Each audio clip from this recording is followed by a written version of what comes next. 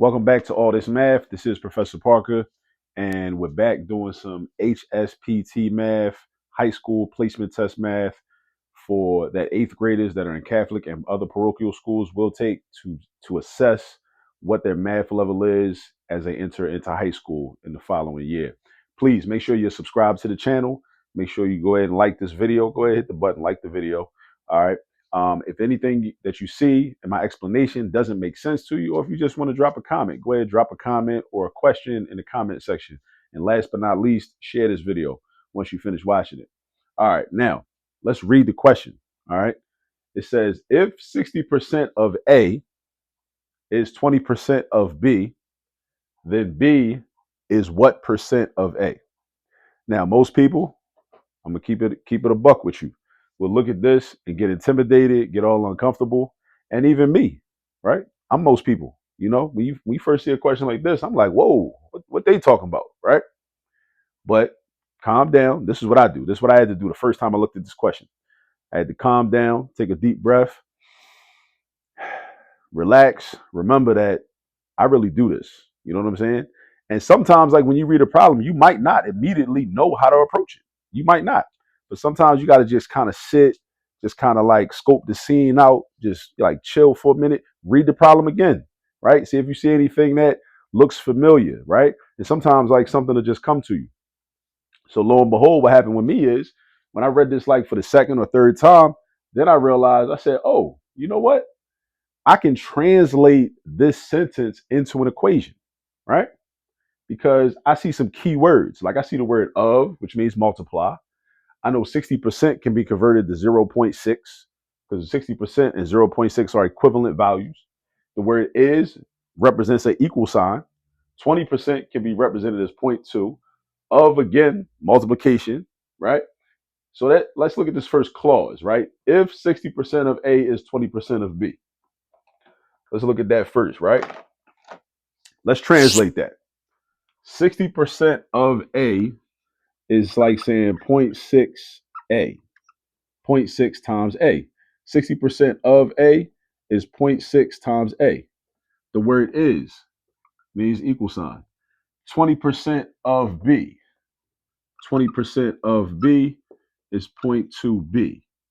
Right? So you got 60% of A is equal to 0.2B. This is the equation that they give you, right? They give it to you like that, but it's your job as a student to know how to translate it into that. All right. The second clause, then B is what percent of A? B is what? They ask you then B is what? So let's say over here, let's say B equals what? Right? What percent of A? X percent of A. Well, basically, we're trying to figure out what B is, right? So now we go back here. If I wanted to solve for B, right, what would I do? What would I do if I wanted to solve for B? If I wanted to solve for B, I would isolate B by itself on this right side of the equation.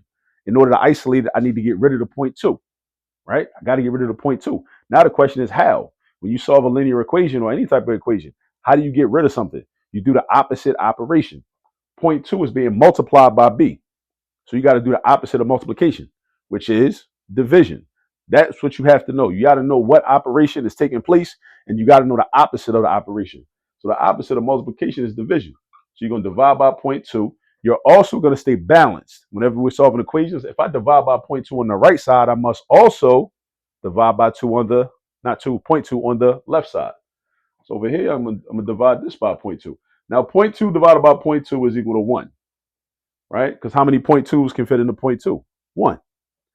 And then that becomes 1B. Now, in terms of math language or algebra language, 1B is the same thing as B. We don't need to say 1B. We don't need to say that. We just say B. Because how many B's do we have? We got one of them. So why do we don't need to describe it by saying 1B. All right, so over here we got just B. Now over here, 0.6 divided by 0.2. How many 0.2s can fit into 0.6? 3 of them. 3 of them. 0.6 divided by 0.2 is 3, a whole 3. Because think about it. If you got 0.6, that's like 60 cents. Let's say you go into the corner store, you got some change, right? 60 cents. How many times does 20 cents fit into 60 cents? What if you want to buy something that costs 20 cents? How many of those things can you buy? You can buy 3 of them.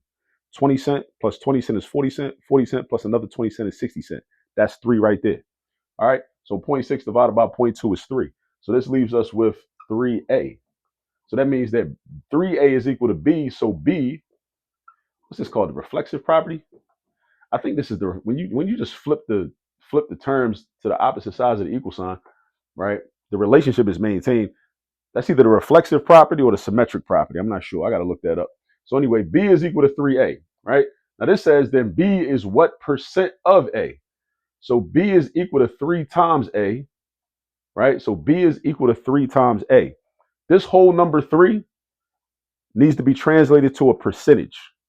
A whole number, right, is a multiple of 100%. So if this was just 1A, it would be 100% of A. If it was 2A, it would be 200% of A. Because it's 3A, that means it's 300% of A.